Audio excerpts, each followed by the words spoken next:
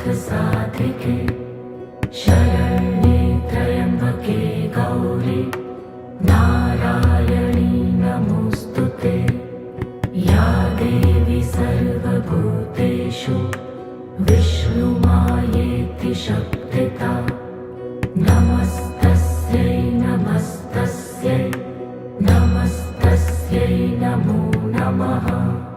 या देवी सर्वभूतेषु चेतनेत्यभिधीयते